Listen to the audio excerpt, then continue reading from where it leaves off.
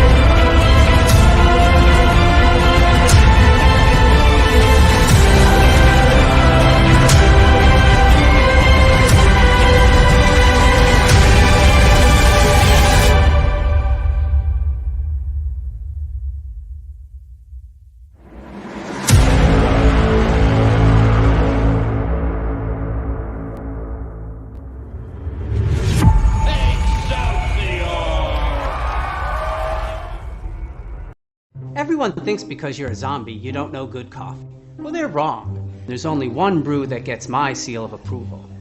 Deadly Grounds coffee is my guilty pleasure. The aroma is so intoxicating. It brings all of my neighbors out of the woodwork. Deadly Grounds coffee. Coffee to die for, and zombie approved. It's good to get a little deadly. Use the front door! Oh, they're so disgusting. Hey, happy Tuesday, everybody. You're watching Splash Pages. My name's Leo. I'm the monkey behind the keyboard here.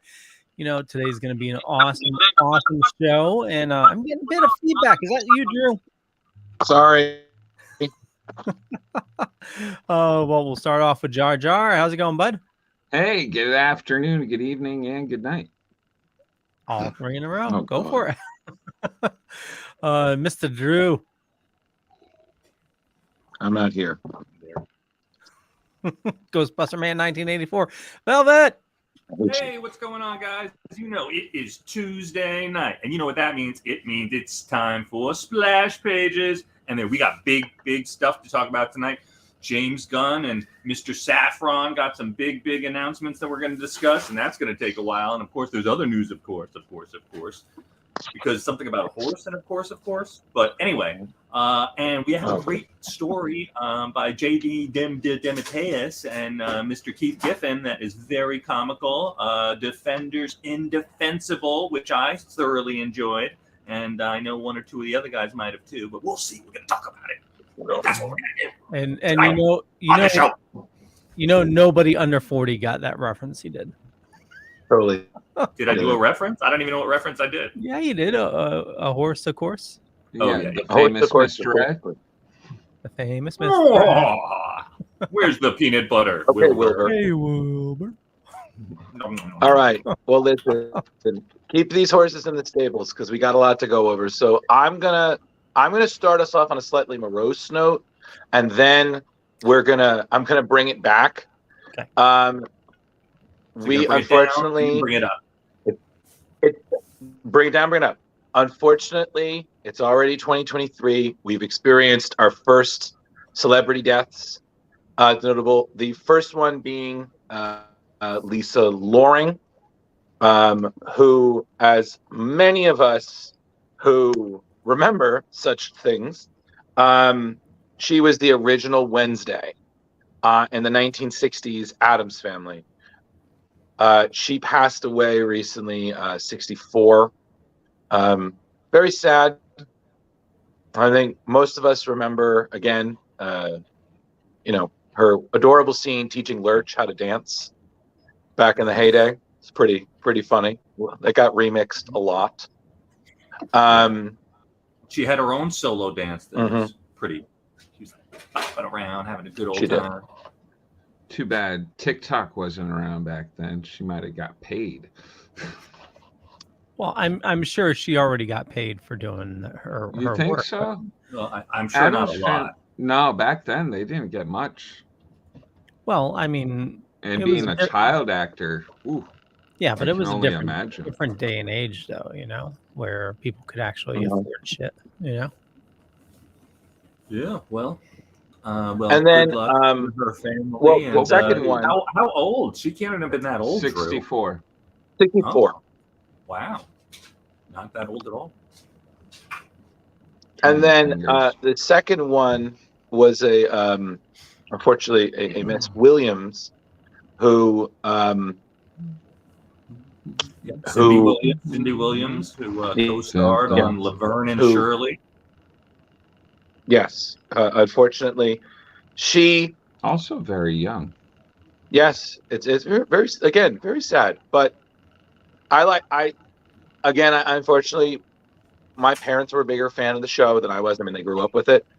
But I believe my friend said the best tribute. She was like, "Well, they're a duo again," and I'm like, "Oh, that's really nice to think about it. They're just up there solving mysteries." Mhm. Working at the The brewery. shots factory in the sky. Solving mysteries. Yeah, solving what Laverne and Shirley were you watching? They were working at the brewery, Drew. Yeah, Shamil, something Haas and Incorporated. Pfeffer Incorporated. Shimmy- We're gonna do Do it it. our way. We'll make it. I see none of us know the words. We're gonna make our dreams come true. But guys, Da, da, da, it's da, over. da. Just stop. Listen, I had to do the tribute. Okay, man. so well, there is one more. That's actually hold linked on, to hold something on. that I Well, before we get so, go out there. I don't know where it's streaming, but check out the old black and white, Addams Family shows and tribute, and Laverne and Shirley. Laverne and Shirley is a friggin' classic. Oh my god, it it's was so so good. And good. both those characters were often on Happy Days as well, Leah. Yes. Yeah, and Laverne and Shirley was actually Indeed. a crossover from Happy Days, That's right. and They went on a double date. Isn't that with more of a Richie spin-off? and the Fonz. well, Mhm. also Laverne went on a date with Mork. Oh, yeah. Work from Yeah. work. Yeah, Oh, the Fonz, yeah. when Mork came down, he wanted to learn about girls, and obviously, who do you learn from is the Fonz. And he said, "Who can I call? Who can I call?" And then all of a sudden, Laverne comes by. Yes, he- and for those who don't know, Dear Mork God. was a show in the 70s that crossed over with Happy Days, was played by Robin Williams. yeah. Look at this. Leo knows nothing Rainbow- about the Rainbow Fantastic overall. Four, but Mork from Mork and Happy Oh, Days hell yeah. and A Laverne matter and of Shirley. fact, Mork from Mork. Did you know that Robin Williams got that part? So Mork originated from Happy Days, and Robin Williams got that part due to the actor dropping out last minute. Oh, no kidding. The actor that was originally Oh wow. I supposed- did not know he that. actually, yeah, we actually learned this from Potsy himself.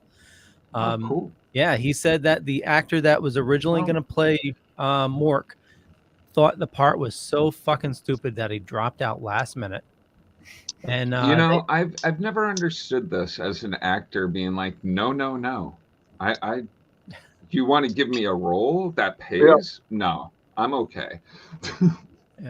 and apparently Well, most of what Mork did on that episode was all like ad-libbed. Most of it was like That him, makes sense. him That does sitting not on make his sense. head, and That's Robin.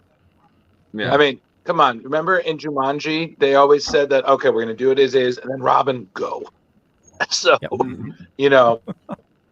Yeah, Nanu. and that reminds me, I remember I was watching Hank Azaria talk about his career, and then went to The Simpsons. He was talking about Mo, the bartender.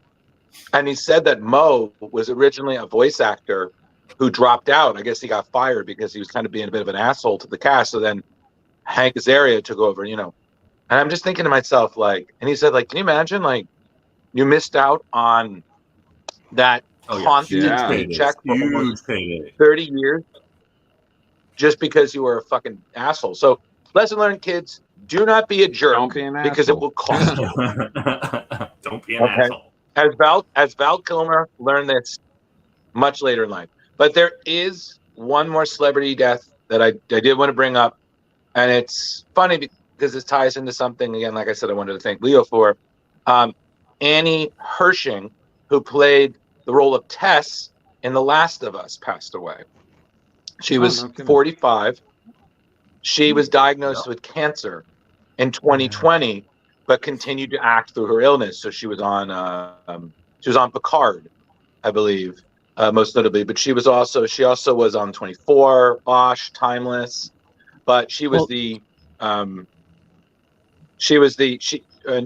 Wershing didn't just provide Tessa's voice; she also did the motion capture. And she was 45, and I was like, "Wow, that's too young there." Yes. Just to make sure nobody's confused, you're referring to Tess from the video game. Yes. Tess, which from the show is, I believe, Anna Torv from Fringe. She Yes, is thank you, Leo. very well alive. Yeah. Mm-hmm. And to both Thank J-Lo you, and Leo. Carrie. I apologize, Indeed. everyone. Indeed. Yep. Totally. Agreed. But J-Bo says so- fuck cancer. Yes. Indeed. agreed. Well, we all agree. let's We all bring said it that. up. Let's bring it up. So now that we've brought it down, Drew, be the master manipulator and bring us right back up. Okay, Do it. I You're need gonna to thank do Leo it. Pull a Goku. because. Thank you, Leo, because The Last of Us is amazing and it's so good. And I got to thank you for letting me use your subscription to watch it. You're welcome. You're welcome. It was over 9,000. And I'm sorry, I need to say this. I've never played the video game. One of my best friends, that is one of his favorites, and he had nothing but good things to say. So me and Angie checked it out. Even though I've never played the game, the show is awesome. The special effects, and I know Jeremy hasn't seen it, but Jeremy, they opted for practical special effects instead of CGI. So a lot of the monsters are real. it's just beautiful, terrifying makeup. Like, just great. And not to spoil it, but the zombie, well, I don't know, are they zombies? When he's going to infect the person in the library. Yeah, let's just call them the infected. I think that's kind of more accurate. The sprouts come out. Yeah, but Leo's like, I'm a little kitty. It's great, but I'm a little kitty. We don't know what he's doing. But the clickers, thank you, Joe. But I just need to say this, like, again, kudos to Pedro. Kudos to Pedro Pascal for just again fulfilling this wonderful surrogate dad role. It's like the same in Mandalorian. It's just this is not my kid, but yet I have to take them somewhere, and I will do it even though I do not want to. But I'm getting something out of it, so I will put up with so much bullshit. Yep. And I'm just like space dad for the rescue. Like, totally. Gotta love him. J-Bo, the clickers were totally fucked up, but I'm referring to the kiss in episode 2. Leo. Right, don't do that thing. Don't spoil it. Nope. You just gotta watch it. But holy shit, it's awesome. Yeah. So I knew nothing about this show. I guess I should check it out. You should. Totally. Yeah. Please, Rich. Yep. My wife watched the first. Absolutely. We watched the first episode together, and she's like, "This is way more intense than Walking Dead." And it's called The Last of Us. The Last of Us, yeah. But it's a zombie show. Yeah, but it's a different type of zombie. You know what? Yeah, it's like a fungi. Yeah, it's different. It's but they're not really fungi. Rich, it's really hard to describe. It feels zombie-ish, but it's not. It's a really interesting take on things. But yeah, the thing that's really great though, Rich, is that you can watch videos where you see scenes from the game, and then you can watch the show and you compare them. There's some scenes that are literally word from word right out of the game, and almost similar reactions. The people who made it did their homework, and just wow. Like From I a never nerd watched. level, it sounds cool. Yeah, I've never watched a game, and I'm thoroughly enjoying it. So, Rich, you don't need to know I've played anything the about game. the game to get into it. It's And great. it's on what, Mhm. Max? HBO Max. Yep. All right. Yeah. All right. HBO I heard Max. a couple things, but just that it was good, and then the writing was decent, and I was like, all right, whatever, I'll check it out at some point. Yeah, and what's scary is Absolutely. is actually based on reality. So the fungus that is the cause of everything is actually a real fungus that it humans Can do that can't. to real creatures. Yeah, so what the All right, fungus well, does is it actually infects the creature and slowly eats it out from the inside out. But Mhm. while it's doing that, it takes control over it. So it So has that it may infect others. Got it. Burns out the entity till it's out of energy. Basically, It's a plant vampire. Jeremy, think of it this way. Yeah, basically, it's like body snatchers. It's like you're actually no, it's like the puppet masters. You are not you. You are the thing takes over. It kills you enough that you're technically dead, but it keeps you alive for your sole purpose of infecting others. Gotcha. So it's basically you're a mutated puppet. Yep. I mean, and again, I tell you, the special effects, like when you Rich, we see have them to and watch it's it the for best next week. way. Oh, you got it, man. And Pedro you know what it is? Pascal and who else? I don't know the. Fortunately, I don't remember the name Anyone of the else actress decent for in the Ellie. cast? Anna No, Torv from Fringe. The guy from what the hell? From Office, not The Office. Parks and Rec. Parks and Rec is in Parks the and third Rec. episode. Nick Offerman, third episode. Oh, I Nick know. Offerman. Okay. Yeah. Like so, him, he's pretty but funny. like I said, it's only 9 episodes, I think, Leo. Right? It's about 9, and the first one is kind of 2 in 1, so it's about an hour and something. The other ones are all under an hour, but it moves really well, and the pacing. I swear to God, when you see one of the infected, it was like that scene in Jaws where you're not expecting it, and then the shark pops out of the water. You're like, what the fuck? You don't expect it. It's like Jason popping out at the end of Friday, the Friday one. Carrie says, my mother is somewhat interested in watching it, but she detests gore. Would she be okay with this? Not really. It's not, Carrie, it's not really gory. Yeah. It's very visual, you know?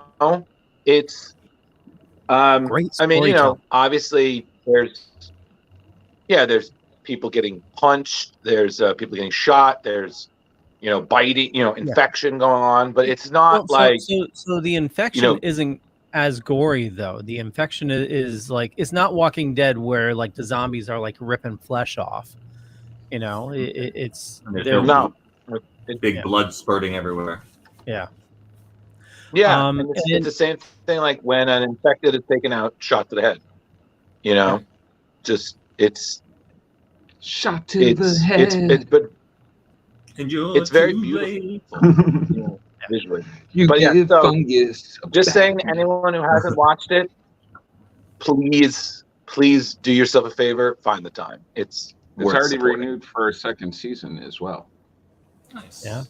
So I was wondering. You know, there are second seasons. So what were you wondering, Leo?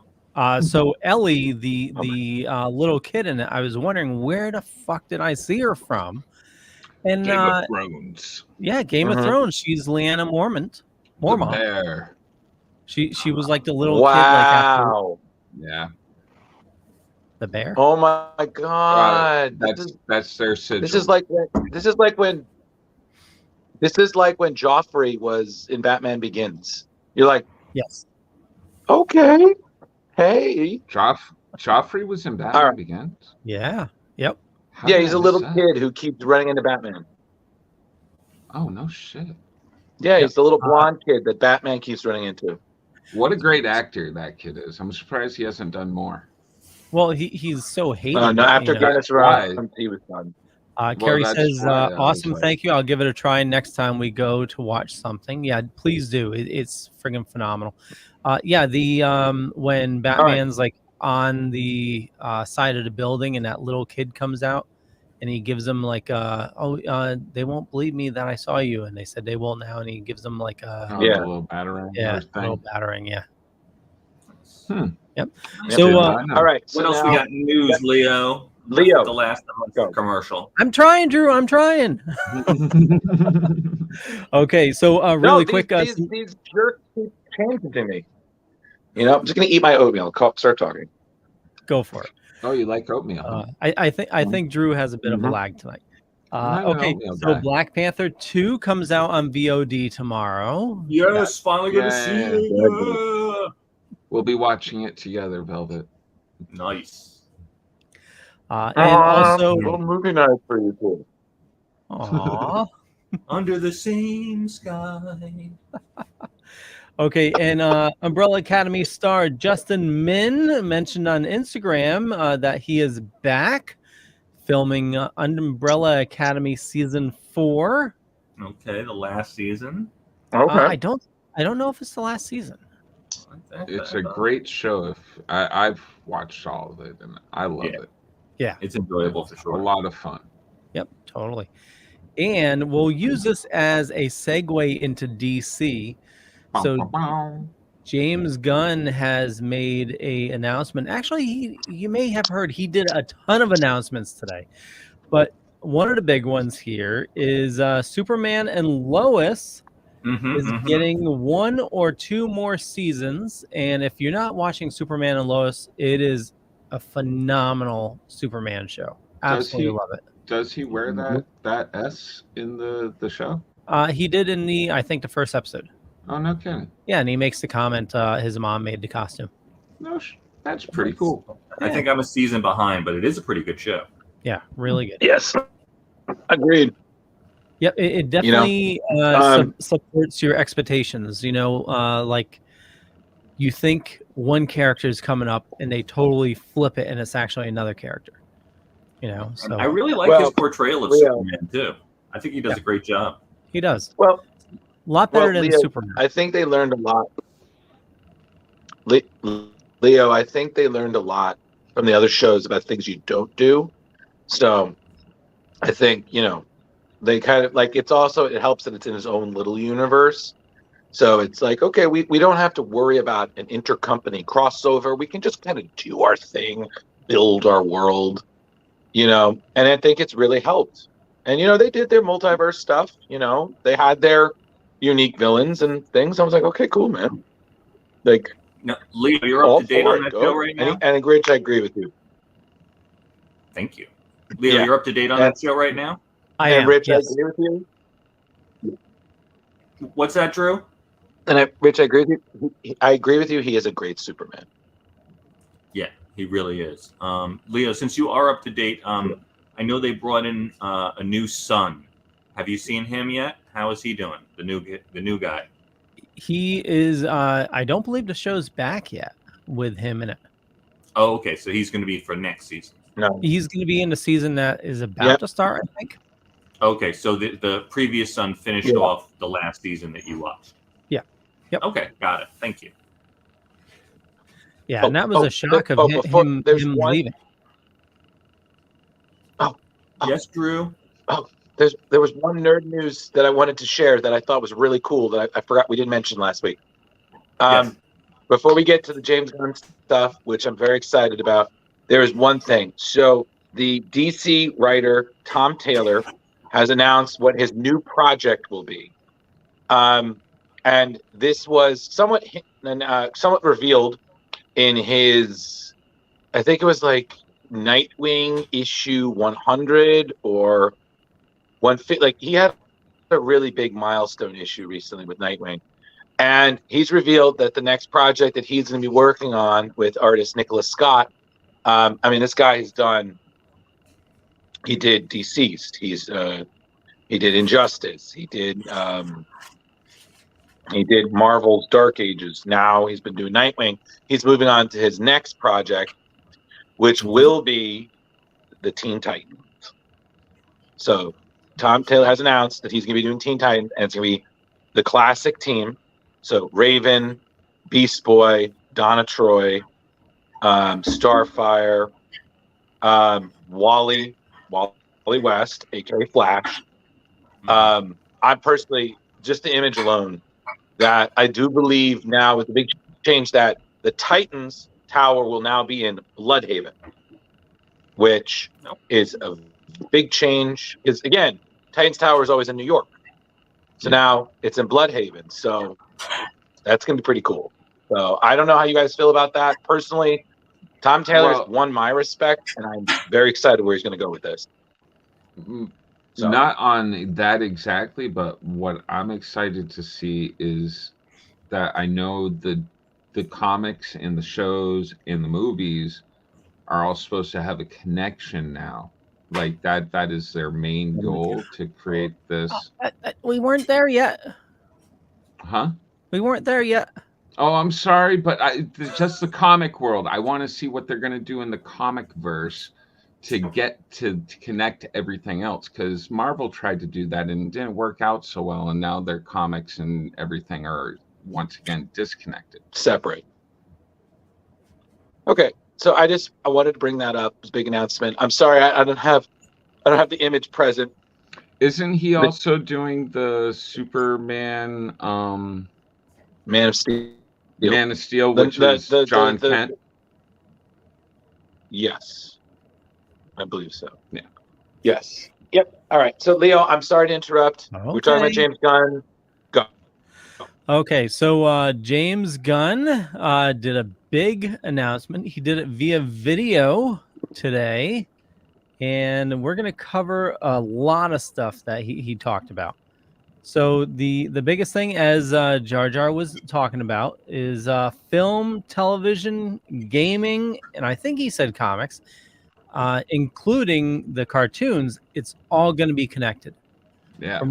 From I believe he said, even like the voice actors. I think he said this. The voice actors will be the same. So if somebody voice acts, in an animated thing, he will probably be the same actor for the live action. That is what he said. Yep.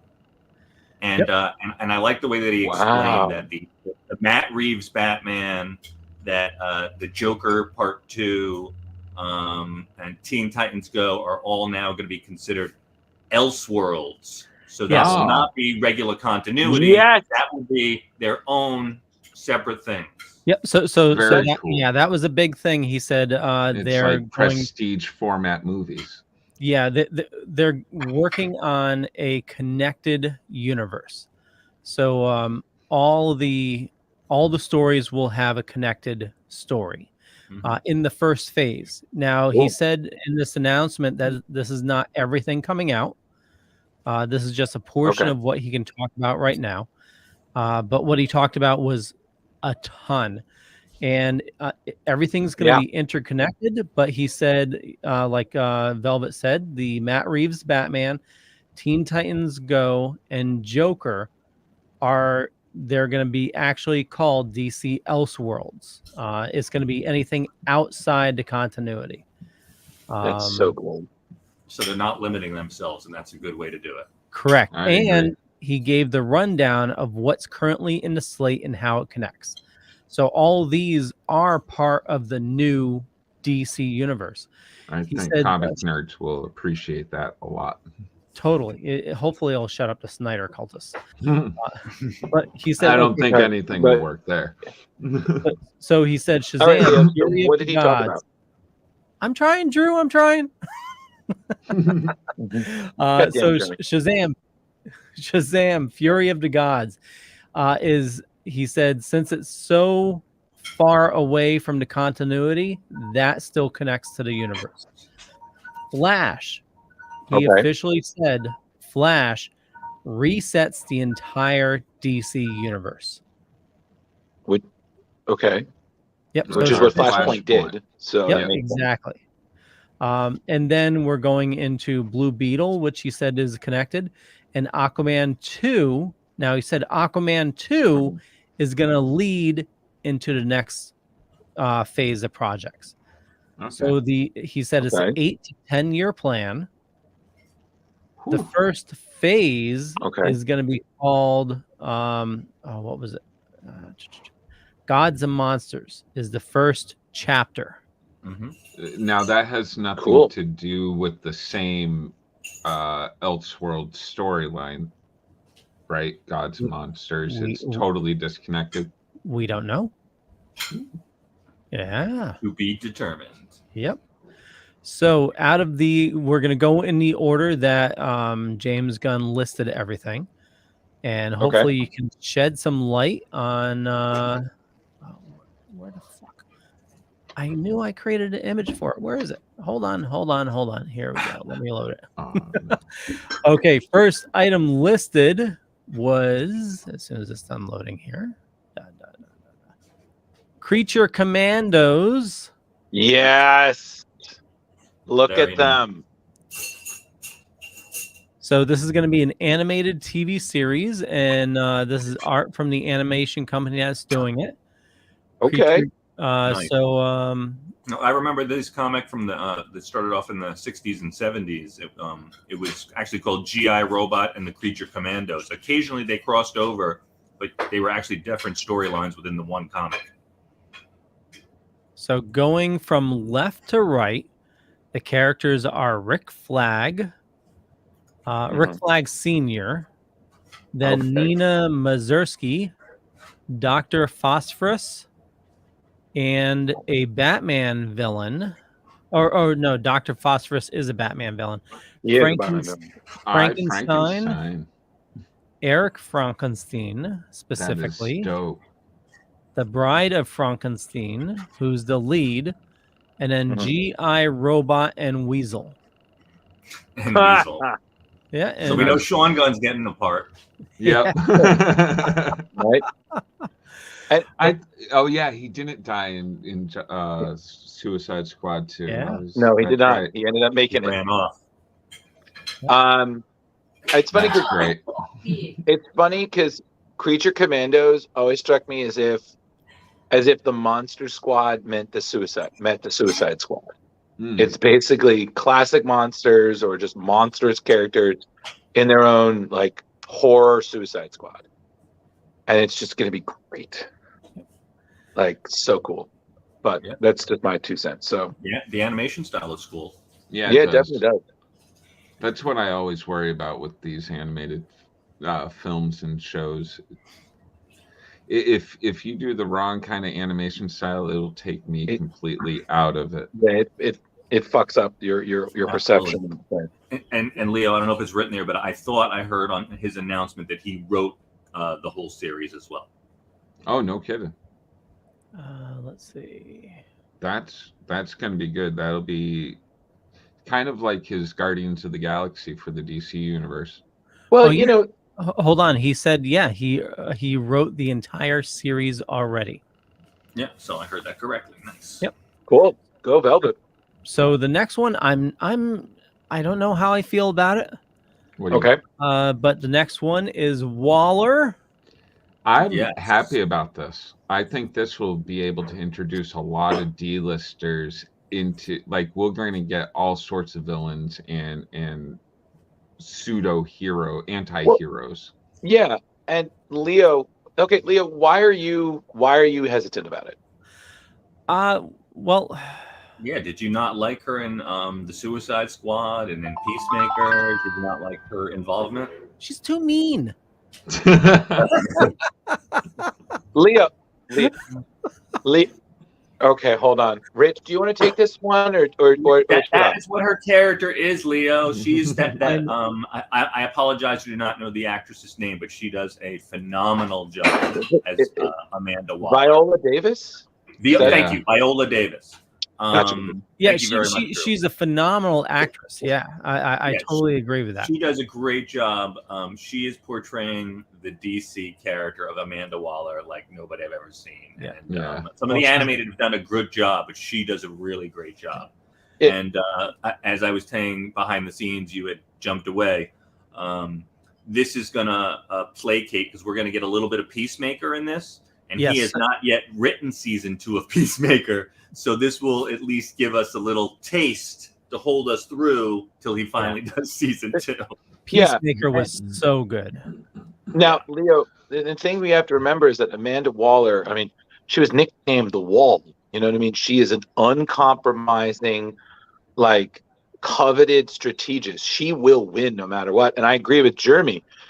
Like, her, you know, especially if we're picking up where we left off at the end of Peacemaker, you know what I mean? She's kind of like a disgraced government asset. So, you know, this, I agree with Jeremy, this could be another great way to introduce a lot of I don't want to say forgotten, but yeah, actually, yes, forgotten. This is what James Gunn does. He did the research. He knows the characters. He wants to give these characters a shot, which is, excuse me, this is what DC should have been doing from the get-go instead of putting their eggs in one Justice League basket. Dude, the excitement that Kite Man in Harley Quinn evoked, it should have taught them right away. It should have been like, Hell oh yeah. my God, this is what the fans really want. Yeah, I think that series definitely good point, Jeremy. Kite Man's origin story. Oh my God, it's so heartbreaking. It really is. Hell yeah. Have any of you guys checked out the? Oh, I'm sorry. No, we're still on James Gunn. Yep. So real I almost quick, sidetracked us. Yeah, Carrie says, "How is she not one of the most terrible humans in the DC universe?" And she says, "I'm with Leo." But she was going to kill kids, you know. because But even Lex Batman Luthor keeps her around. Even Batman's like, she is a necessity. No. She has shit on him. Yeah, she's often threatened Batman. Oh yeah. What's do we know the shit? Because like I'm trying to figure out his identity. Yeah. So in who doesn't at this point? In the original Suicide Squad, she mentions his nightly activities. Yeah. So Viola Davis is coming back, so it's not going to be animated. It's going to be live action. This is going to have some of the Peacemaker team in its in it as regulars on the show. That's there won't be cameos.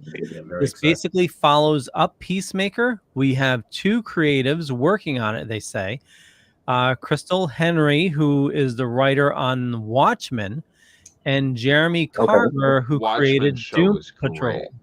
Watchmen show was really good. Yep. I was so sad when what's his name dropped out of it and they just decided to cancel. Yeah. Ryan Bolan.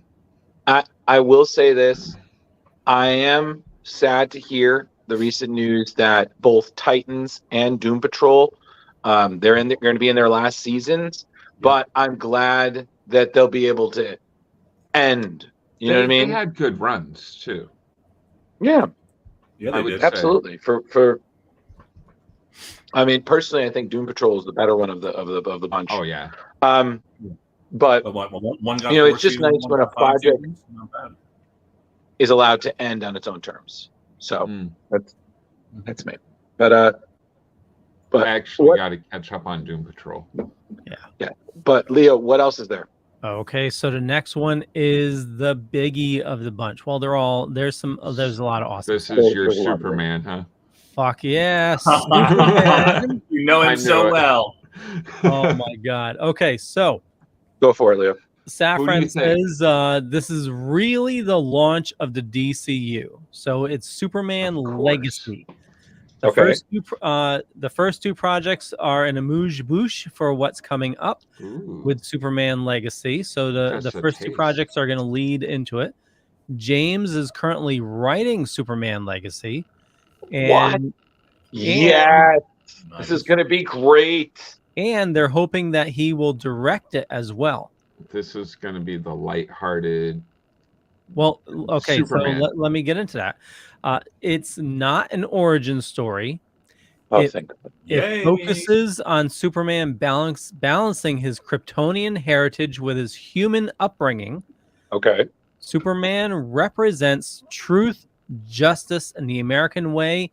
He is kindness in a world that thinks of kindness as old-fashioned. Okay. So they're That dropping is him in modern society. Yep, that is going to be awesome. Nice. So James Gunn says, with our stories, we want it to take away from good guy versus bad guy. There are really good, almost saintly people, and Superman is among them.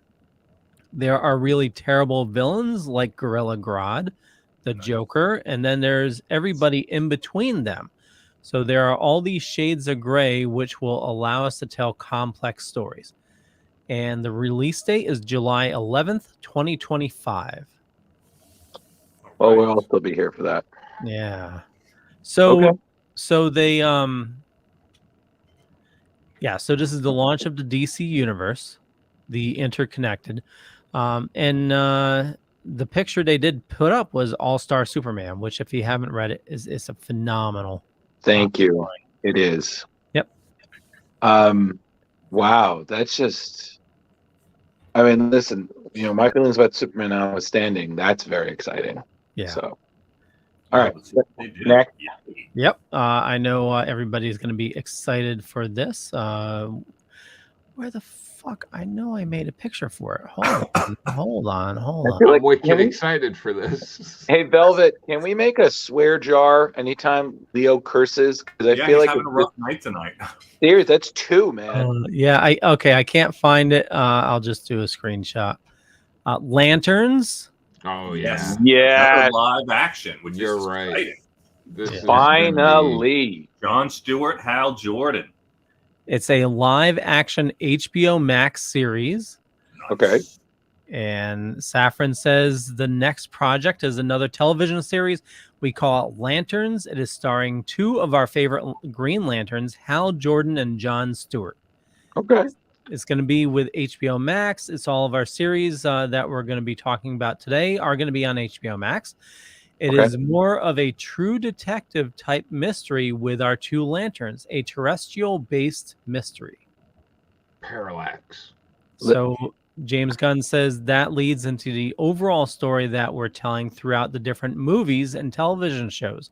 We find this ancient horror on Earth, and these guys are basically super cops on Precinct Earth. The story is going to weave back and forth between the films and the television shows. Peacemaker is a good example of how that works, and that's going to be how we're going to be doing this big overarching story that we're telling. Great. So Gods and Monsters is the overall storyline, and this is where, so it sounds like, Superman is going to be like the little water before your meal, just to wash. It also sounds like it also sounds like this isn't just the introduction of our heroes, but this is going to introduce all of our villains as well for the next however many years. Probably not all of them, but at least this is probably going to be like the Thanos, sitting on a chair type of thing, Well, and on top of it, Leo, both Green Lanterns have quite an impressive individual rogues gallery. I mean, they both fought mutual foes like Sinestro, but Jon Stewart had Fatality, Hal Jordan had Hector Hammond. You know what I mean? There are so many villains you can choose from, and then on top of it, there's such lore to the Green Lanterns. You know what I mean? Obviously, I don't think they're introduced here's the whole Lantern emotional core, but that would be crazy. But at the same time, you know what I mean? They've fought ancient villains like this before, so it's going to be very exciting. Whether it's like you said, maybe it's someone who we know about, we've finally seen for the first time, or maybe it's a different villain who will become a Green Lantern villain. And Drew, interesting enough, since they're very careful the way they word these announcements. So the fact that he mentioned that it's going to be like space cops, if they really treated them like they were cops, like it was a cop show, but with Green Lantern rings. Yeah. And then super bad guys, that could be kind of badass. Yeah, having them call into the core and being like, get reamed out. You know what? Well, have any of you watched True Detective?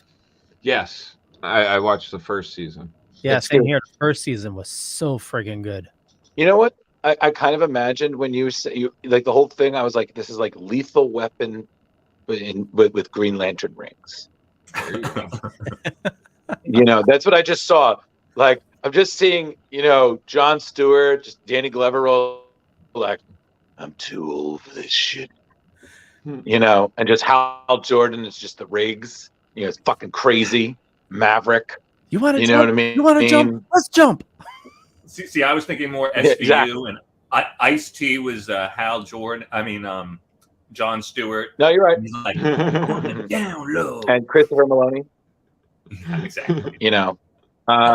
Listen, it's gonna be great. Tom, they have not said yet. It's just been announced today. Ryan Reynolds. There it is. That'd be hilarious. Okay, so Ryan Reynolds redemption.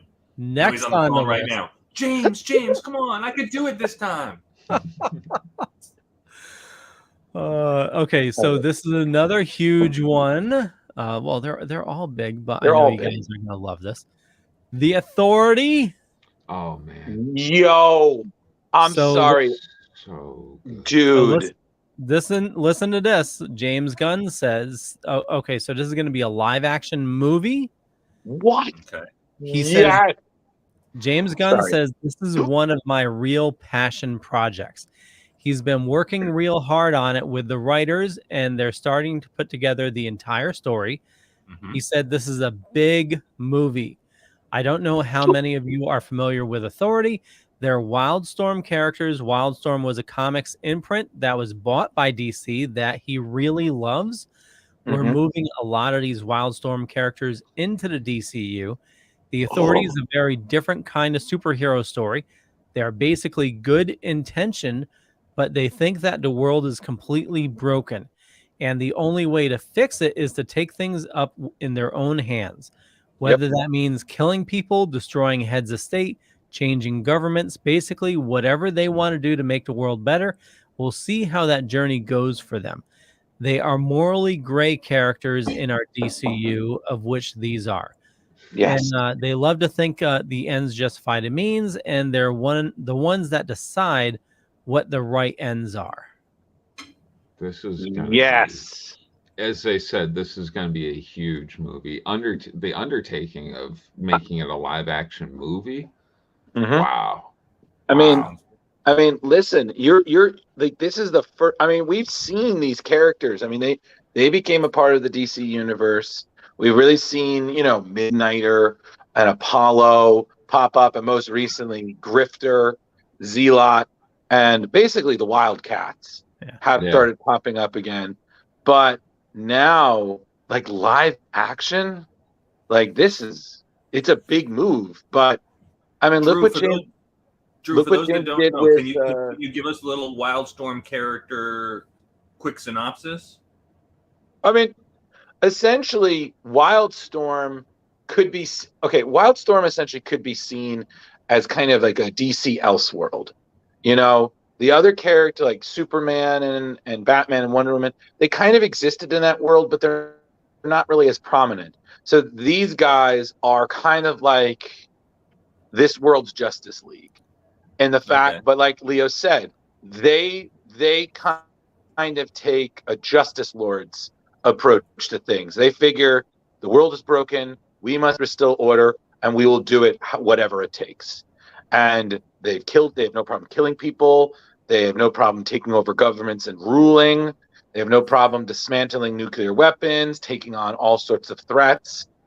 Little Squadron Supreme-esque. Yeah, it's but yeah, they're great, and it's like I said, it's just really something, and it's going to be very exciting. And personally, I'm super duper thrilled with it. So, like, James, let's go. That's all I'm saying. So, from what it sounds like, this is going to be continuity. Yes. And Cerebus McBain says Green Lantern's written as Lethal Weapon movie does sound sweet. Totally agree with that. Thank you. You're welcome. I call it to see it. Okay, this here is going to be insane. This is a live action HBO Max series, Paradise Lost. Oh, Wow. So check I this might out. be actually interested in a Wonder Woman like show. I probably is not going to have Wonder Woman. It's probably just going to be Amazonians, isn't Yeah, it? it's like a prequel. It is. Yeah. It is. So this is a Game of Thrones type story about Themyscira, Paradise Island, home of the Amazons and birthplace of Wonder Woman. This Are they gonna have them involves fighting all the the gods? darkness. What's that? Are they going to be fighting the gods? So this is what they say. This involves all the darkness, drama, and political intrigue behind the society of only women. It's an origin story of how this society of women came about. What does it mean? What are the politics like? What are their rules? Who's in charge? What are the games that they play with each other to get to the top? He thinks it's really exciting. The events really take place before Diana's birth. And like I said in the beginning, it's a Game of Thrones type story. Sounds And awesome. I imagine all of you watch Game of Thrones. Of No. course. No. Well, yeah, but Velvet? I mean, this No. could be.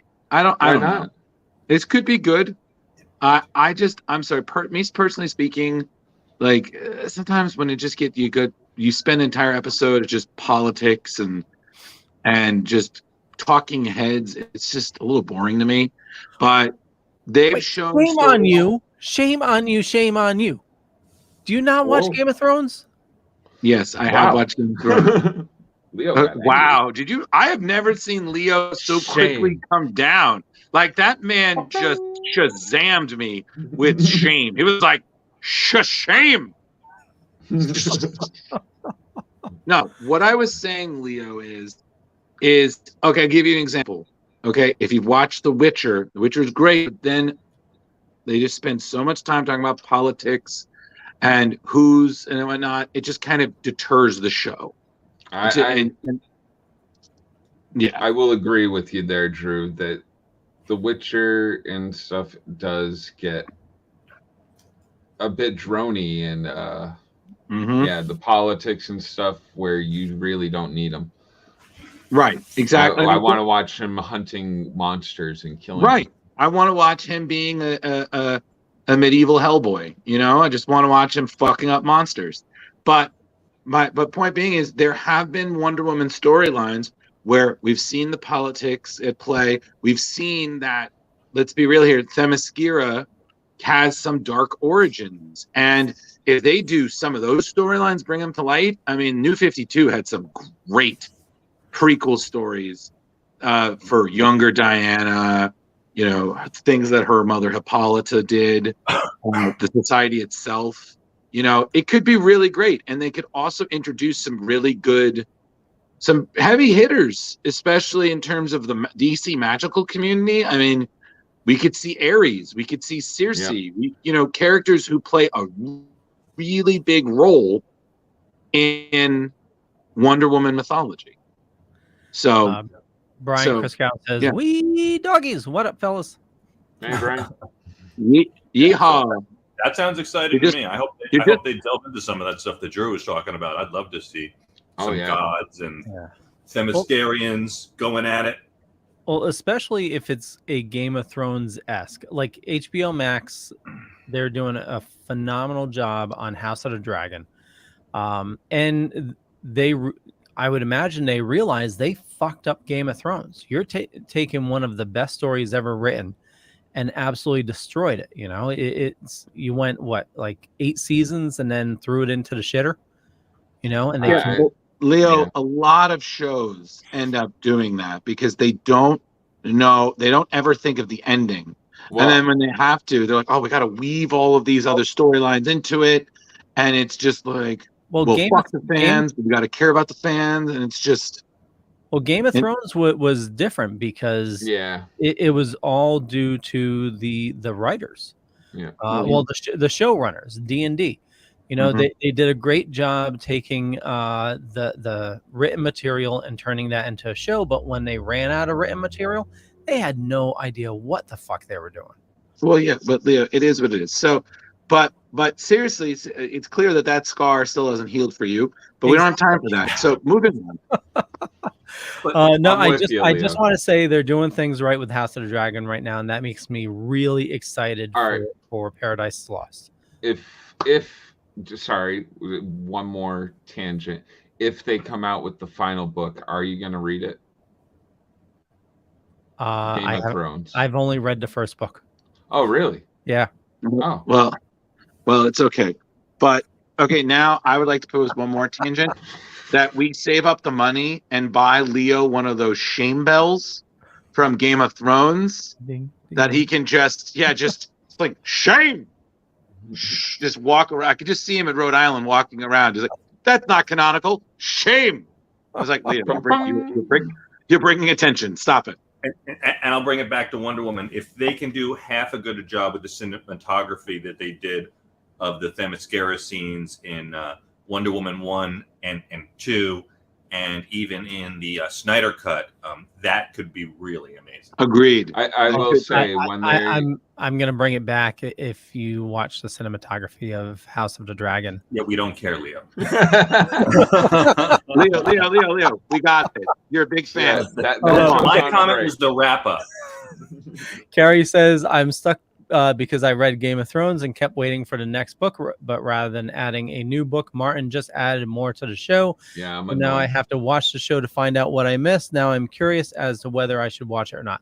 Carrie, don't watch it. Yeah. Don't watch it. Just skip ahead, go to House of the Dragon, and start there. See, I've watched the game. Never mind. Actually, let's go on. What else does James Gunn have to say, Leo? Okay, live. Thank you. I'm getting better at it. Shame. Here we go. Live action movie. Brave and Bold. Yes. Oh my God, I'm so happy. Oh. Okay. Yes. What is it? What is it? Tell us. Okay, so now we're actually taking this from the actual press release. So all what we're saying here is directly from Safran and Gunn. So they're saying this is the introduction of the DCU's Batman. It is not Robert Pattinson. It is not Ben Affleck. We're working with Robert on the Batman Part 2 with Matt Reeves. And we're working with Ben Affleck, who has been a part of our team trying to bring things together. And he really wants to direct one of our projects. We're excited for him to do that. Cool. This is a story of Damian Wayne, who's Batman's actual son that he didn't know existed for the first 8 years of his life. He was raised as a little murderer and assassin. And James Gunn says it's his favorite Robin. It's based on the Grant Morrison comic run. Okay. And he says that's which one of his favorite Batman runs. And they're putting it all together now. Safran says this is going to be going to feature other members of the extended Bat family just because we feel like they've been left out of the Batman stories in the theater for far too long.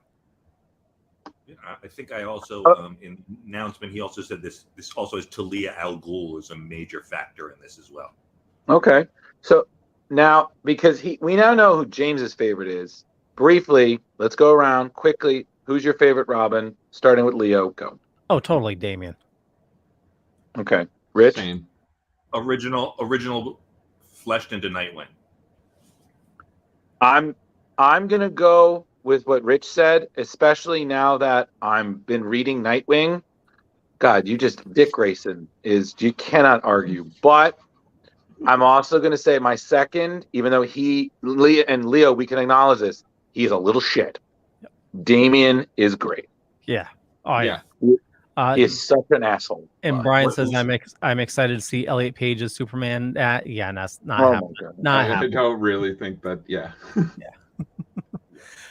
Damian is he is a little shit, but his new series is awesome. And I've been hearing great things about the new Tim Drake series as well. Yes. Well, but Tim Drake had a great series back in the 90s. That was with Chuck Dixon and Tom Lyle. That was great. And then to credit to to Rich, Chuck also wrote 70 issues of Nightwing back in the 90s. So, I mean, but also we can't. All the Robins are great. Let's just fuck the competition. Every one of them is great. You've got fans of Nightwing, Red Hood, Tim Drake, Red Robin, whatever you want to call him. Stephanie Brown is now canonical, so that counts. People are fans of her, even though some people prefer her as Batgirl. And then Damian, you know? Oh my God, friggin' Red Hood. What about the guy with the yellow armor? What was his name? Duke Thomas. Yeah. No, Mhm, no, that's Fox. No. That's Fox's son. No, Duke was no, you're thinking Lucius Fox. You're thinking Batwing. Yeah, that's what you're thinking about, Leo. No, that's what you're thinking, Leo, because Lucius Fox's son was Batwing. I remember this because he had a separate thing, and Duke was introduced in the New 52, and Batman started training him. Yellow armor, you know. Duke Thomas. His character's Duke Thomas, the Signal. Yeah. Oh, the Signal. That's right. He was not a Robin. Right. I'm not a fan of that name, by the way. The Signal. No, it wasn't. It doesn't roll off the tongue at all. Yeah, I'm but like, oh, look, it's the Signal. Yeah. Listen, Brian says Dick Grayson and Damian is a close second, and I want to seal it in for Damian. You can't beat Batcow. Oh, right. Listen, Leo. I will give you this. His characterization in Super Sons was perfect. What was that monster he used to chill with? There was some creature. The dog monster with the wings. Yeah. His pet. Yeah. Goliath or something like that. Wait, Damian had a pet like that? Yeah. That was probably right after the Grant Morrison. Yeah. It was his name was Goliath. He was a dragon bat. Mm-hmm. I remember. Okay. Yeah, it always would show up randomly. But, by the way, Velvet, you have now I've never heard you that Al Ghul that you named. I've never heard it said that way, Talia. I've always known it or as Talia or Talia. I don't know. I think either way, the comics, I think I always pronounced it that way, but in the movie they pronounced it the other way. So I don't know. Yeah, Shemizel. Yeah. What? All right, Leo, what else? Booster Gold. Yeah. Yes. Yeah. Product endorsements. So this is going to be a live action HBO Max series. Now this one I think is going to be an easy write. Like, Booster Gold writes itself. So Saffron says it's a total fan favorite, as you know. A loser from the future who uses his basic future technology to come back to today to pretend to be a superhero.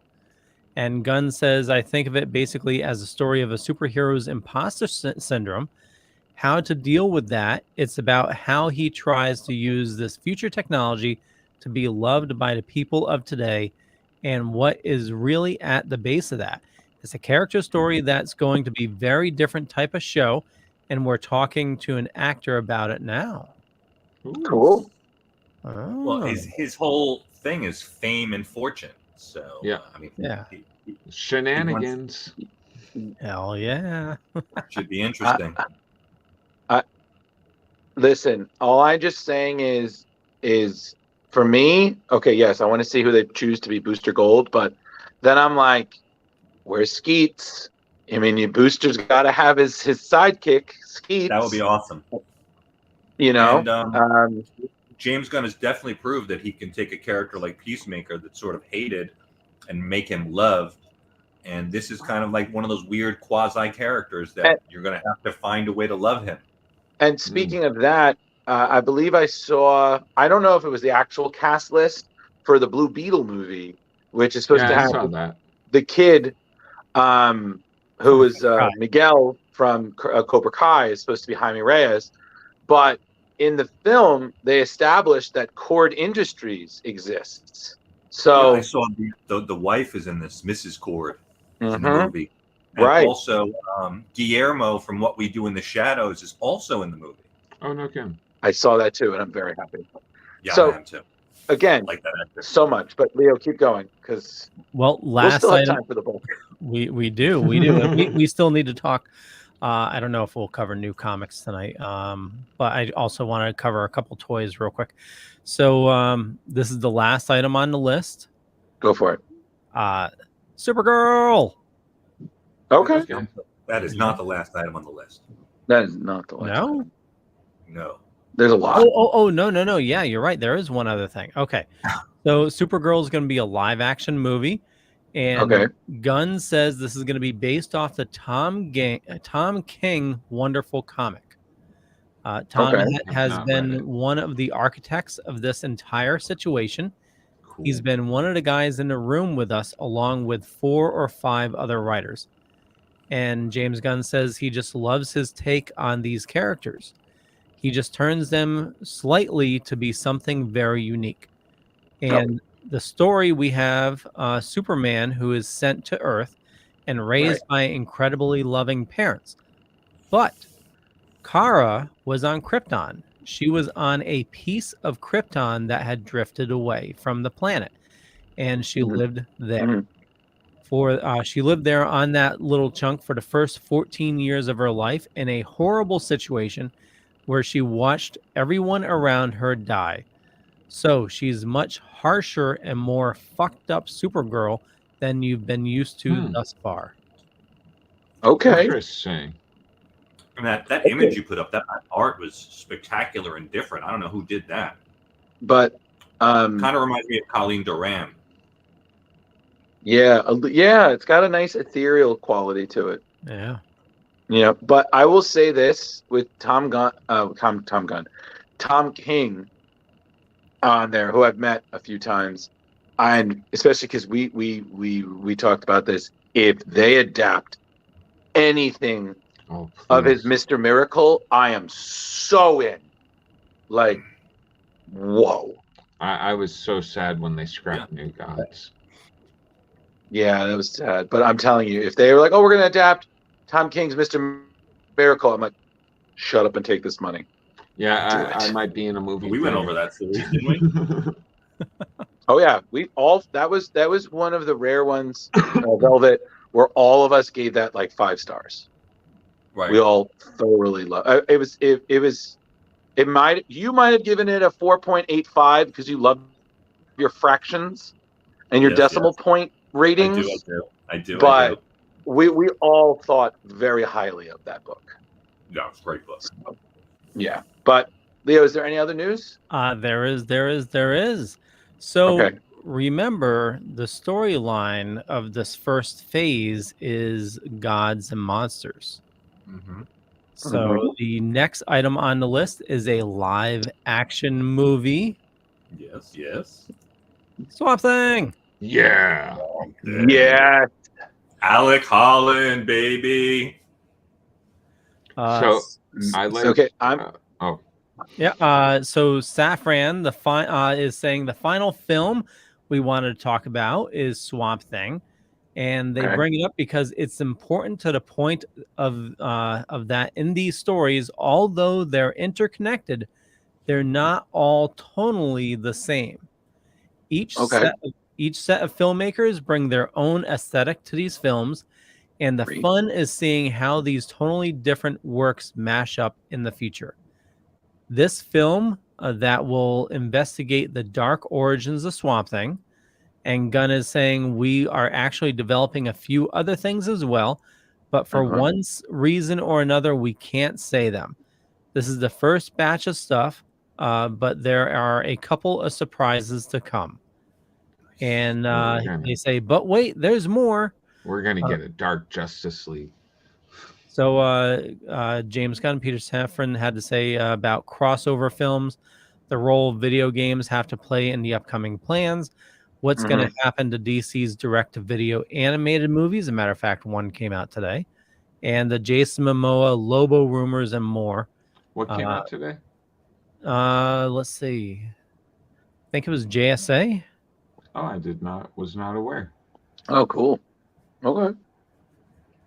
Nice. So that is quite a docket that James Gunn laid out. What? You know, again, like I said before, you don't hear those naysayers complaining anymore. Yeah.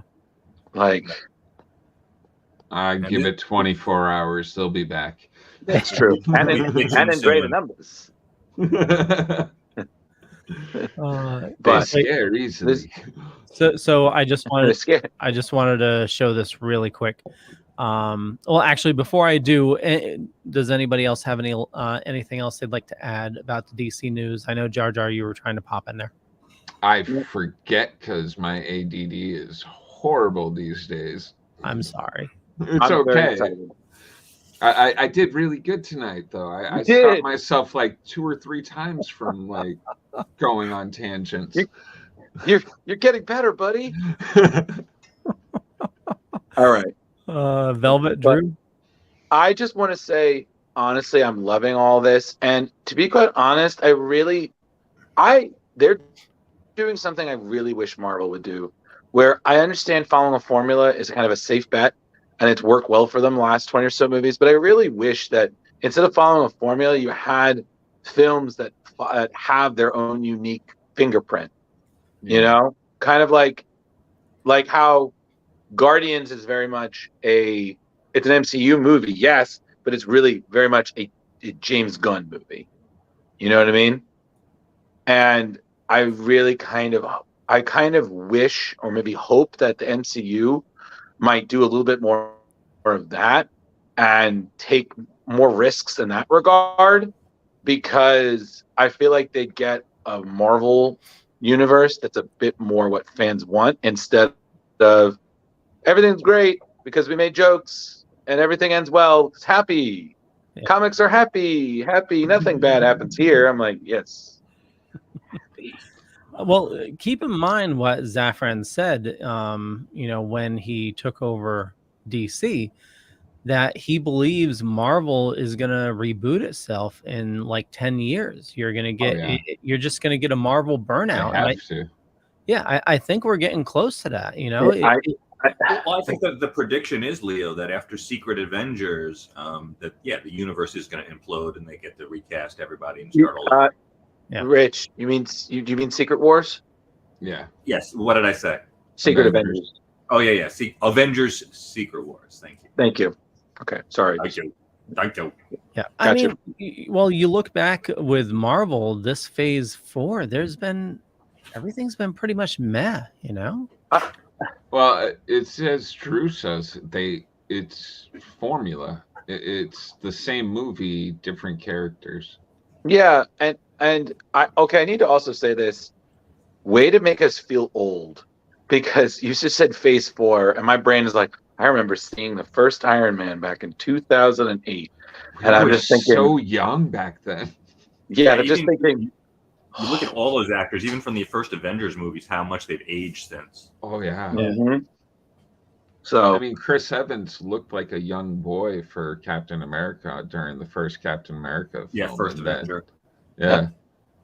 Yep. But I don't. Just that's my 2 cents. Otherwise, I'm very excited, and I'm really interested to see where they go with this. So good. Like DC, yes, this is what we really wanted to see from you. Taking risks, making bold decisions. Go for it. Yeah. Brian says, I couldn't care anything less about Marvel now. The Moon Knight bait and switch was the last straw for me. And I'll say, like I always say, Leo, it's at one time we only saw these in comics, and now they're on TV. So dude, even if it's not storylines, and I apologize, Brian, if you're one of those kind of guys that it has to be like the comic. I don't need that. I just need to see my characters fleshed out cinematically.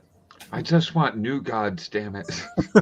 Velvet, I remember talking to a friend in the 90s in high school. Sorry, we're old, but I remember saying, like, if they can I'm sorry. Keep going. They don't need anybody famous. They just need an acrobat and they can make an awesome Spider-Man movie, That's what I don't understand. They spend so much money on the names they put in these movies where they could save a whole bunch of money and Like when what's his name first did Iron Man, he was not the big bucks he is now. No, RDJ. he was on the comeback trail. Yeah, Sure. yeah. I don't know. Yeah, but I'd either way, like to see no names. Tobey Maguire wasn't that well known. He was still up and coming at the time too. Excuse me. Hugh Jackman was doing musicals. Yeah. Okay, the man auditioned for Wolverine with a perm from Oklahoma, and he still got it.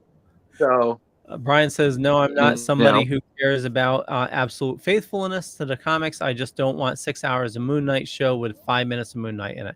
Yeah, totally agree. I mean, Moon Knight was a good story, but yeah, it should have had more Moon Knight. You know? Yeah, it wasn't a ton of action, but I did like the horror, other planes of reality, and the way they approached his multiple personality disorder. That's what I really liked about that. So now, without ado, let's talk about some comics. Yeah. So Carrie says, Leo, I was showing my mother the podcast and she thought you were 32-ish. You are safe from aging. Go, Leo. Yeah. Hey. Yeah. It's I won't say my full age, but yeah, it's yeah. He's clearly It's up 21. It's up there.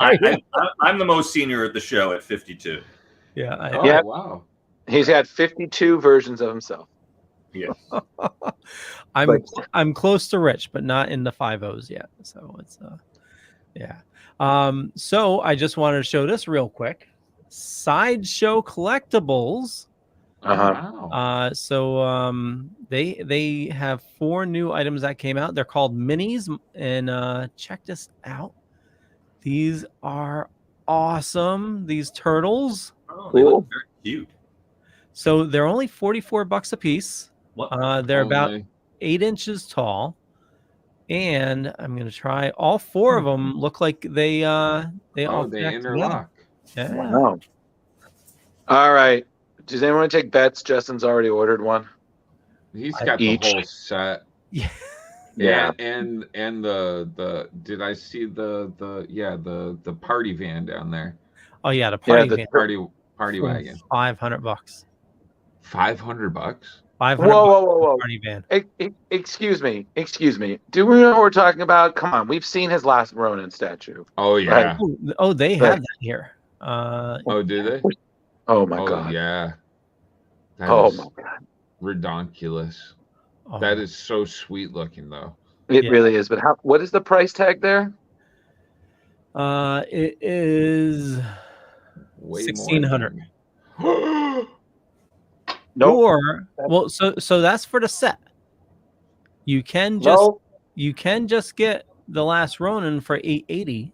Why would you just get the last? Leo, come on. You need the set. Leo, you need the set. Leo, that's like saying, hey, you can buy the Transformers, but you only get one. You can't just choose one. You can get Optimus Prime with no trailer. Dude, actually, I am so close to ordering this. I'm going to show you this really quick. Oh, is it the one that actually transforms? No. It's not Optimus Prime. Let's see. All right, let's see it.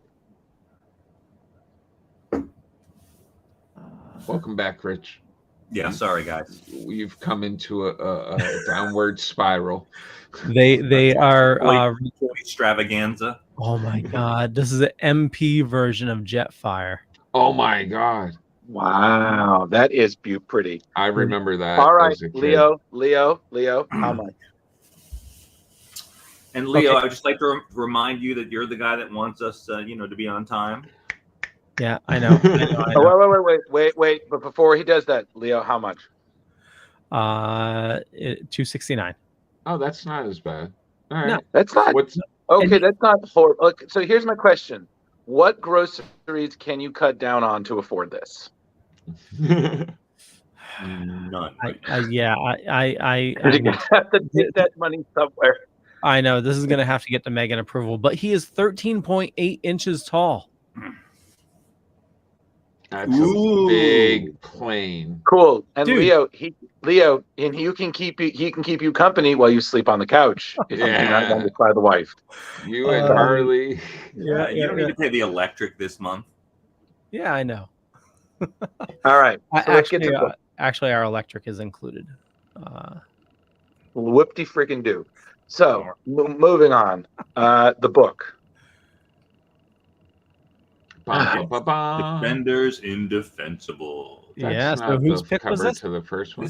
This was my pick because I love the original Defenders, and I love the combination of Keith Giffen and J.M. DeMatteis. So I was intrigued to read this. I had never read this series. I had read a lot of the older stuff. And that they brought all the original characters back together. I couldn't resist, and I enjoyed it. And it did not it did not mess up my expectations at all. The comedy was fantastic. Oh yeah. The interaction between the characters is really interesting, and again stays true to the original comic. And still, I don't know. We could have done with a slightly different Silver Surfer, or maybe less of the way that they portrayed him. But it was still kind of funny and interesting what they did. I love what they did with Silver Surfer. Did you? Yeah. Yeah. Well, you love everything. That's I really thought Silver Surfer was going to be the save the day character of this whole story. So did I. I'm like reading through. I'm like, what? Well, hold on. Are you serious? This is what he does. Who would like to give a synopsis? Rich. Well, he recommended the book. I don't have my synopsis here ready at the fingertips here, Leo. So if you have it in front of you, I think you're the one. Well, okay, I'm trying to find one right now. Dormammu. Do it. Yeah, I'll do it. So, all right, Drew's waving. Okay, Drew, go for it. I'll do it. All right, so hold on a second. Welcome, true believers. The tale of the Defenders. Essentially, everybody, how this book goes is that you have the original Defenders united once again when Dr. Stephen Strange realizes his old foe Dormammu is up to no good, especially with the help of his sister. He has to get the Defenders back together, but the best part is the Defenders do not like each other. This is why nobody remembers the Defenders, because all the original members are actually not friends. They're just, we are roped together. I don't like you. I don't like you. I don't like you. I don't like you. So despite their disdain for each other, I mean, come on. They have to band together to stop Dormammu from accomplishing his goal of not only defeating Doctor Strange, but also essentially rewriting reality as we know it to be underneath his flame-covered thumb. Hilarity ensues. Universes created and miscreated. A lot of pop culture references. You got the great Kevin Maguire providing the artwork for it. You got J.M. DeMatteis and Keith Giffen with the dialogue. This is just 5 issues of pure, silly, ridiculous fun. There's so much in each issue. It's great. It's hilarious. And it's just a simple, fun read. So just do it. Pick this up. Read it. Done. That was good, Drew. Bravo. Nice. Thank you. Now, well executed. Now, in my mind, when this is all happening, I'm sitting there thinking, I'm like, all right, Dormammu has come in, taken away our universe, and created a whole new universe. Yeah. And these are the only people that actually know about it. Like, I'm sitting there going through, I'm like, this is continuity. Like, Spider-Man has no idea what's going on here. Like, everybody is gone. They've been destroyed.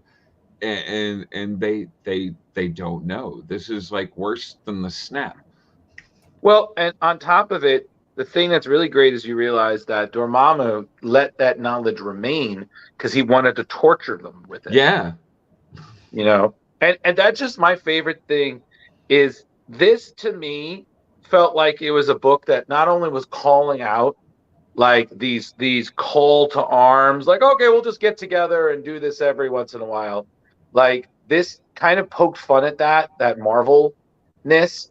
And also, this kind of showed that a lot of Marvel villains, they don't really think about what they're going to do once they win. Yeah. Like, Dormammu won.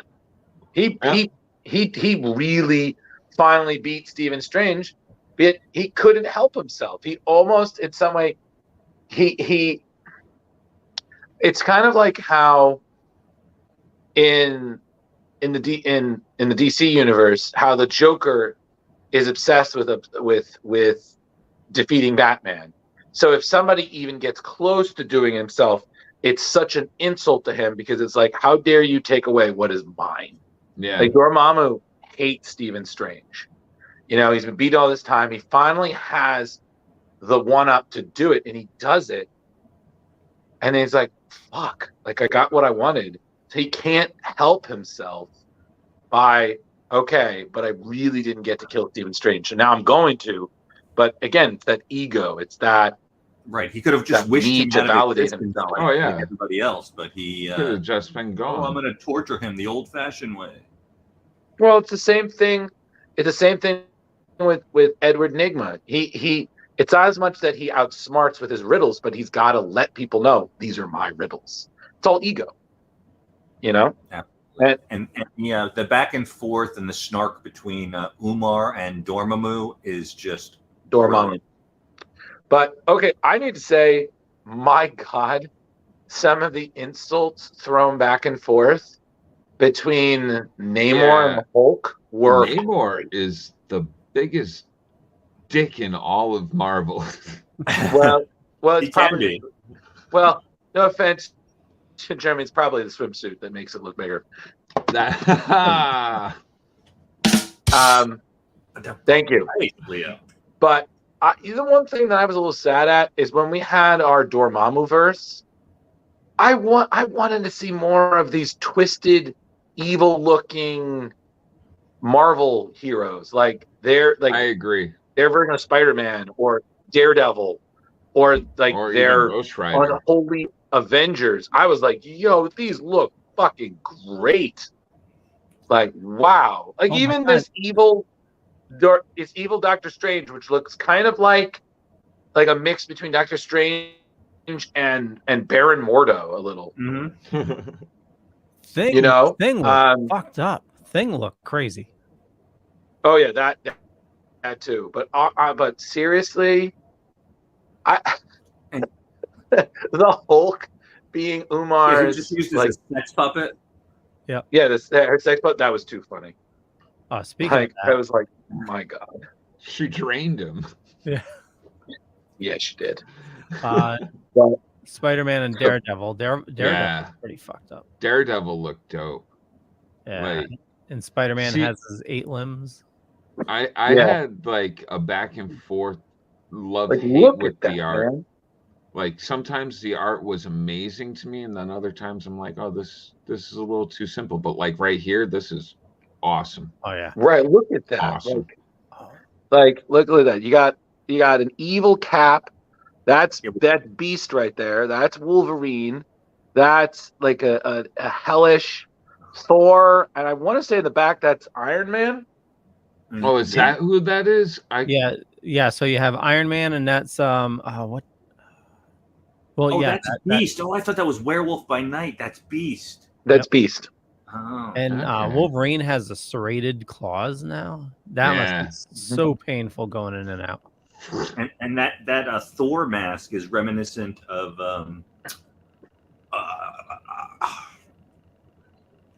there's an IDW Thor series.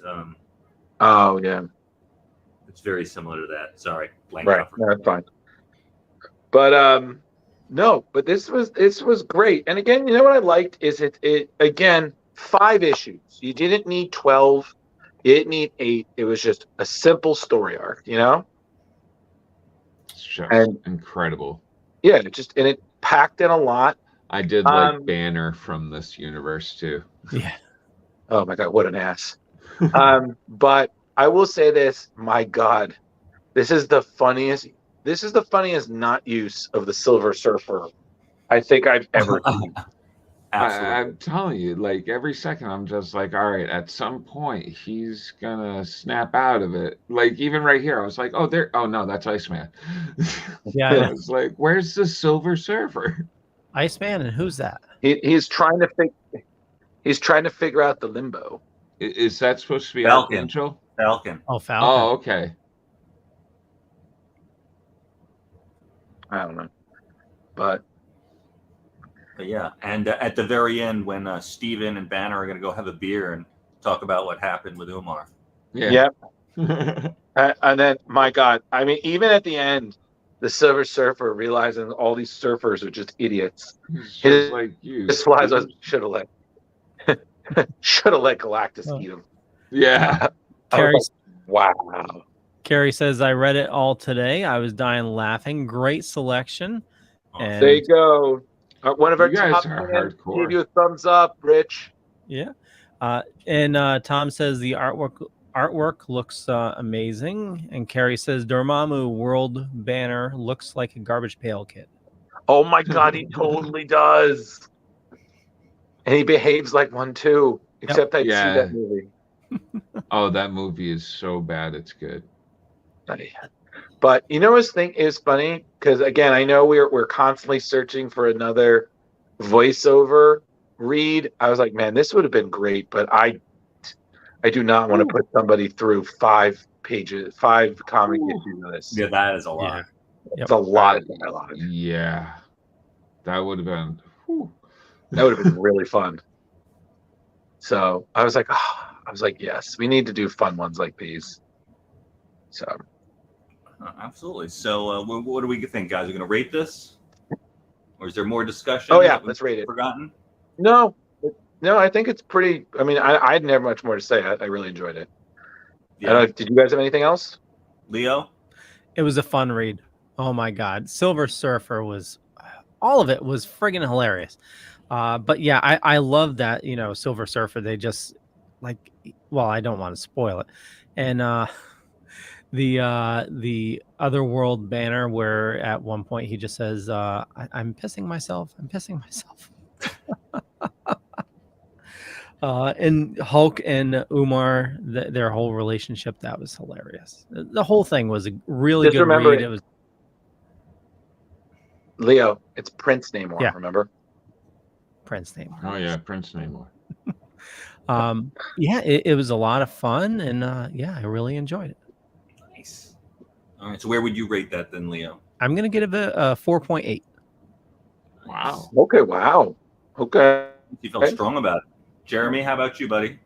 All right. Well, I'll tell what I liked about it first. I enjoyed that I had no idea where this story was going at all. Like, there was no foretelling of how this was ending. I had an idea at the beginning, then more towards the middle I was like, well, this sounds more like what'll happen. And then towards the end I was just like, all right, I'm completely lost. It was funny. The part that I'm a reader that I will pass out while reading, and it takes me a long time. So each issue, I was a day for an issue. Mm-hmm. It was rough on me. It was funny, but it was wordy, very wordy. That's why when Drew was like, yeah, we should do this as a voiceover, I considered it. I'm like, whoo. Typing up all that dialogue, am I right? Oh my God. Have it read to me in Swahili now. Don't worry. Don't worry. My goal is to still do a story arc of Next Wave and just see how much fun that is. That would be that would be a fun voiceover read. Next Wave. Oh yeah. But in ranking, I would say I'm gonna give it a solid 4. The artwork, back and forth, I was taken in sometimes, was like, oh my God, this is incredible. Then again, with the Silver Surfer, I'm like, kind of weak. But overall, I love the story. Nice. Awesome. And for me, I mean, I chose it, but it was still my first read. My expectations were not dulled in any way. I thought it was very funny, great action, and a great kind of one-off story where it wasn't really going to affect the rest of the Marvel universe, but in this series, everything was very high peril. So yeah, great stuff. I'm going to give it a 4.35. Flaming Dormammu's head. I'm going to give this a 4. Flaming Dormammu heads. Yes. I'm gonna give this 4.5 Eye of Agamotto smashed by a taxi cab. Yeah, I enjoyed this. I agree with Jeremy. It is very wordy. You know, I forgot how much Giffen and DeMatteis really love their dialogue. But Kevin McGuire, who I've met all three of these people, they're great. Kevin McGuire is a super artist. He makes these very big scenes very, very smooth, very simple, but yet detailed. Great artist. It's just fun. And again, you don't really need to know a lot about these characters to enjoy the story, which, let's be real here, in comics, that's really rare. So, honestly, you want that non-continuity, goofy sort of fun, pick up this miniseries. You know? Nice. And if you like the Defenders, there are years of stories you could read. Oh yeah. You know? I have to say, I almost kept reading into volume 4. So there you go. See, proving my point. Nice. All right. Well, so that's my critique. So, more. One part we did skip is how Dormammu got it at the end. Well, we don't want to spoil it, Yeah, don't spoil it, right? It was good though. But it's also always nice in Marvel. They don't do a lot of the cosmic stuff in Dormammu and Umar, although it wasn't a ton of it, but just interaction with Eternity. I thought was always interesting. That was the first I knew of Dormammu's sister too. I was unaware. Yeah. Yes. We all learned. More Stephen Strange, Jar Jar. I have to. All right. So, Leo, you wanna sign us off? We'll wrap it up. I want to thank everybody for watching this fine evening. For me, just Google Leo Pond. You'll find a bunch of stuff. Could be true, could be not. I'm not going to say which is which. And I love how how I was represented last week when I wasn't here. So that's greatly appreciated. But yeah, I run a Dorkening podcast network. There's a lot of awesome people doing a lot of awesome stuff. So head on over to thedorkening.com. And also for Splash Pages, check out our YouTube. We're trying to grow that, and we're putting up some special content there. So it's, we're trying to break up the live show. So if you don't have a chance to watch the entire show, we're breaking it up into sections on there. And so we have the YouTube, the TikTok, everything. And we also do a couple other shows, the Dork Night and Comics Paradox. And with that, Jar Jar. Hey guys, great night, great show. Check us out next week, Tuesday, 8 o'clock, Facebook, YouTube. We're here. If you want to buy, sell, or trade your comics, come check me out over at Comic Book Lovers Buy, Sell, Trade, and Auction House on Facebook. We're almost at 24,000 members. Oh, nice. It's great fun. We do have rules that you have to follow, and those rules are enforced by me. So, but other than that, we're about having fun. So come check us out. Awesome. Mr. Drew. Pass. Ghostbuster Man 1984. I hate you all. Hey guys, thanks for watching. It's your man Velvet J here. And if you like what you see, you can also check me out as well as Velvet Joker 1, both on TikTok and YouTube. I don't do everything the same that Leo does. We do a variety of stuff, but everything is in the same comic book, fun, nerd culture niche. So thanks for watching. Thanks for loving us. We love you guys too. Peace out. Bye. Peace out.